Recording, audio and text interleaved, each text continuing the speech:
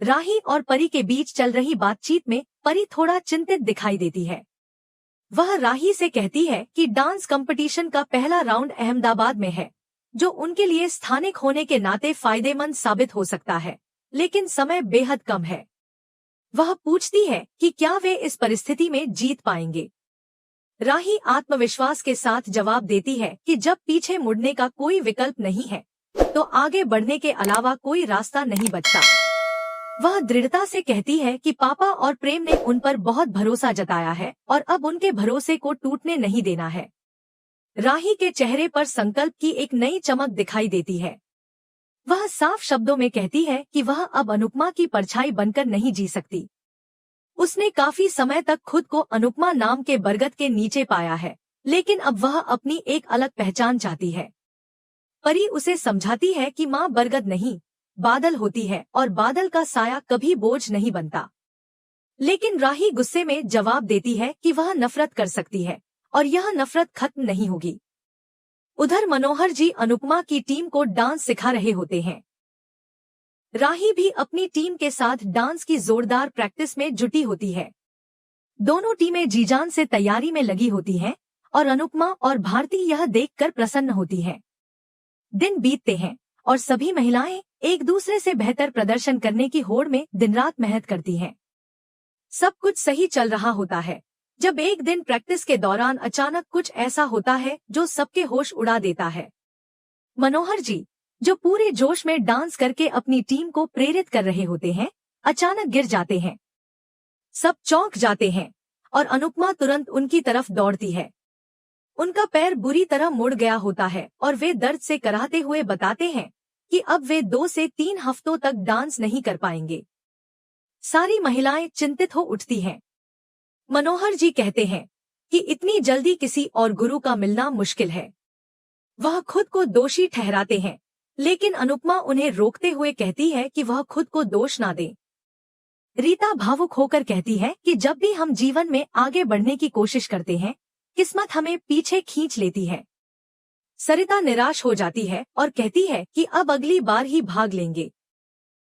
लेकिन रीता तुरंत पलटकर पूछती है कि क्या 1 साल में उसकी सांस बदल जाएगी।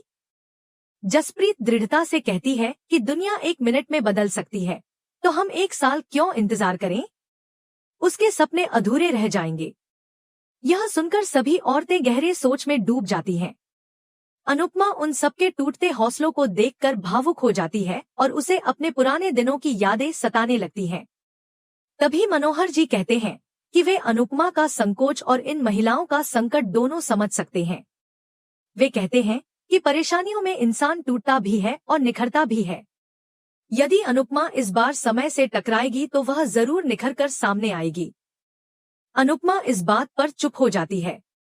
तब मनोहर जी भारती द्वारा अनुपमा के बारे में उन्हें बताए गए किस्सों की चर्चा करते हैं और कहते हैं कि अब समय आ गया है कि अनुपमा फिर से नाचे।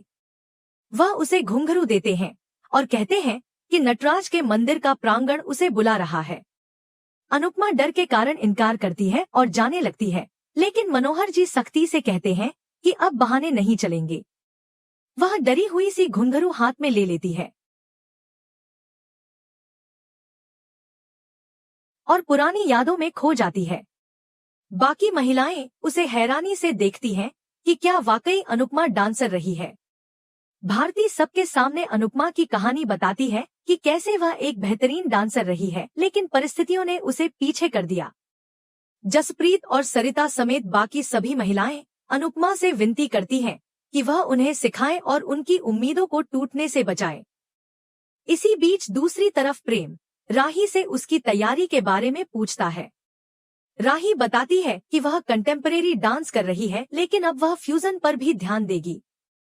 प्रेम गंभीर होकर कहता है कि उसे क्लासिकल डांस करना चाहिए क्योंकि उसमें ही उसकी आत्मा बसती है। राही चौंक जाती है क्योंकि उसे उम्मीद नहीं थी कि प्रेम उसकी शैली पर सवाल उठाएगा। प्रेम उसे घुंघरू पहनने की सलाह देता है और कहता है कि यह उसकी असली पहचान है। राही सोच में डूब जाती है। अनुपमा भी खुद से लड़ रही होती है। उसके मन में डर, संकोच और पुरानी पीड़ाएं उभर कर आती हैं, लेकिन महिलाओं की उम्मीदें और मनोहर जी की बातें उसे झकझोर देती हैं।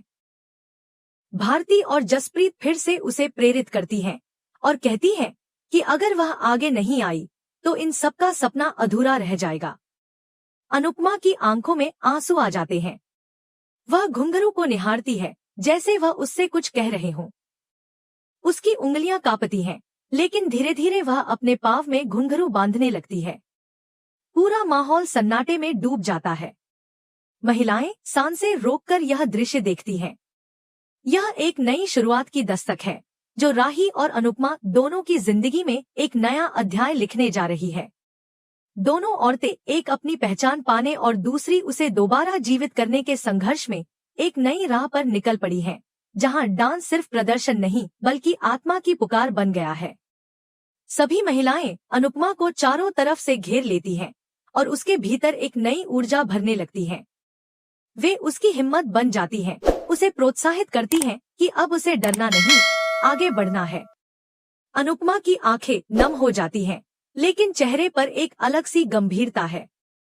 वह भीतर ही भीतर अनुज को याद करती है, मानो उससे ही सवाल कर रही हो, अब मैं क्या करूं? उसके जहन में अनुज के साथ बिताए वो पल कौंध जाते हैं जब उसने उसे पहली बार घुंघरू पहनाए थे, यह कहकर कि ये सिर्फ सजावट नहीं, उसकी आत्मा की पहचान है।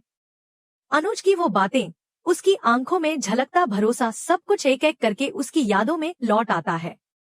वह बेचैनी से घुंघरू को देखती है और फिर उन्हें अपने सिर से लगाकर नटराज भगवान के चरणों में झुकी जाती है।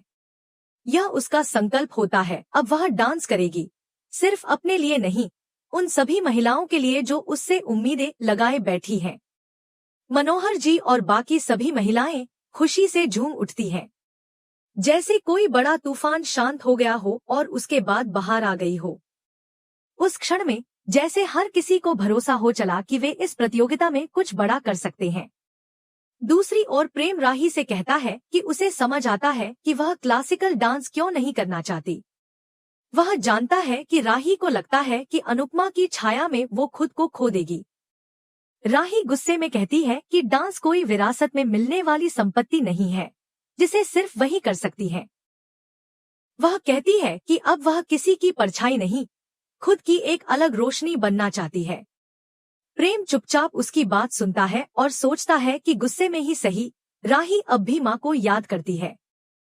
वह मन ही मन भगवान से प्रार्थना करता है कि इस याद को संजोकर रखिए और उसके दिल में जो गुस्सा है उसे धीरे धीरे पिघला दीजिए।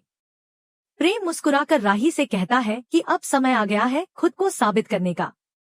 राही उसे देखती है जैसे वर्षों का एक बोझ उतर रहा हो। वह भी अपना मन बनाती है और घुंघरू उठाकर पहनने का फैसला लेती है। अनुपमा और राही दोनों अलग अलग जगहों पर, लेकिन एक जैसी भावना के साथ डांस की नई यात्रा पर निकल पड़ती है। राही भी नटराज भगवान के सामने घुटनों पर बैठकर आशीर्वाद लेती है और प्रेम उसके हौसले की सराहना करता है। इसी बीच एक दूसरी कहानी शुरू होती है, जहां तोशु अपने पड़ोसी राजेश को घर के बाहर फर्नीचर निकालते हुए देखता है। वह पूछता है कि क्या वह कहीं शिफ्ट कर रहा है। राजेश बताता है कि नहीं, वह सिर्फ एंटीक फर्नीचर को बाहर निकाल रहा है, जिसकी आजकल मार्केट में काफी मांग है। खासकर विदेशी लोग इसकी अच्छी कीमत देते हैं। यह सुनते ही तोशु चौंक जाता है और पूछता है कि कितनी कीमत मिल सकती है। राजेश बताता है कि ये सामान लाखों में बिकता है। तोशु के दिमाग में एक नई स्कीम क्लिक करती है। वह घर लौटता है और वहां रखे पुराने फर्नीचर को गौर से देखने लगता है। लीला उसे अजीब नजरों से देखती है और पूछती है कि अब वो क्या खोज रहा है। तोशु झूले की तरफ इशारा करते हुए उसकी उम्र पूछता है। लीला बताती है कि ये झूला उसकी सास अपने मायके से दहेज में लाई थी, यानी ये बेहद पुराना है। तोशु अंदर ही अंदर खुश हो जाता है और कहता है कि ये तो एंटीक पीस है। वह झूले की तारीफ करते हुए कहता है कि सुबह का झूला अगर शाम को फिर वापस आ जाए तो उसे एंटीक कहते हैं। लीला उसे पागल कहकर वहां से चली जाती है, मगर तोशु मन ही मन सोचता है कि वह इस झूले को बेचकर पुराने झूले खरीदेगा और फिर उन्हें ऊंची कीमत पर बेचकर अपना शोरूम खोल लेगा। इस ख्याल से वह काफी उत्साहित हो जाता है। इधर अनुपमा और उधर राही दोनों अपनी अपनी जगह घुंघरू बांध लेती हैं, जैसे दो अलग अलग दुनिया में एक ही आत्मा जाग उठी हो। दोनों एक ही समय पर क्लासिकल डांस करना शुरू करती हैं और दोनों का गाना भी एक ही होता है। अनुपमा की टीम औरतें उसके भाव, उसकी मुद्रा और समर्पण को देखकर दंग रह जाती हैं। वहीं प्रेम राही के डांस को देखकर उसकी आंखों में एक अलग ही चमक देखता है। ऐसा प्रतीत होता है मानो माँ और बेटी एक साथ, एक ही मंच पर, एक ही आत्मा के साथ डांस कर रही हैं, भले ही वो फिजिकली दूर हो। दोनों का डांस खत्म होते ही तालियों की गड़गड़ाहट गूंज उठती है। अनुपमा के लिए उसकी टीम तालियां बजाती है और प्रेम राही के लिए तालियां बजाता है, मानो एक अधूरी कड़ी फिर से जुड़ने लगी हो। एपिसोड यहीं खत्म नहीं होता। अगले दिन प्रतियोगिता के रजिस्ट्रेशन के दौरान एक नया मोड़ आता है। जसप्रीत थोड़ी चिंता में दिखाई देती है और कहती है कि बाकी टीमों को देखकर ऐसा लगता है जैसे वे बहुत प्रोफेशनल हैं। उसी वक्त एक टीम की महिला अनुपमा से मजाक में पूछती है कि क्या वह अपनी पोती का रजिस्ट्रेशन करवाने आई है। अनुपमा गंभीरता से कहती है कि नहीं, वह खुद के लिए आई है। उनकी बातें सुनकर वे सभी हंसने लगते हैं और अनुपमा का मजाक उड़ाते हैं। अनुपमा की टीम का नाम सुनकर भी वे लोग हंसते हैं। यह सब सुनकर टीम के कुछ सदस्य थोड़ा डगमगाते हैं। रिसेप्शन पर बैठे आयोजक उन्हें बताते हैं कि अगर उनकी टीम का कोई भी सदस्य डांस नहीं करेगा तो पूरी टीम प्रतियोगिता से बाहर हो जाएगी। यह सुनते ही जसप्रीत अनुपमा से पूछती है कि क्या तुम्हें वाकई पूरा भरोसा है कि रीता, सरिता और दीपा आखिरी समय पर पीछे नहीं हटेंगी। अनुपमा थोड़ा परेशान हो जाती है। उसकी आंखों में एक बार फिर वही संकोच तैरने लगता है जो उसने कुछ दिन पहले महसूस किया था। अब सवाल ये है, क्या अनुपमा की टीम डरेगी या डटेगी? क्या राही अनुपमा से आगे बढ़कर उसे गर्व महसूस कराएगी या दोनों की राहें फिर टकराएंगी? ये जानने के लिए अगला भाग जरूर देखें। तब तक आप बताइए कि आपको आज का एपिसोड कैसा लगा। कमेंट करें, वीडियो को लाइक करें और चैनल को सब्सक्राइब करना ना भूलें।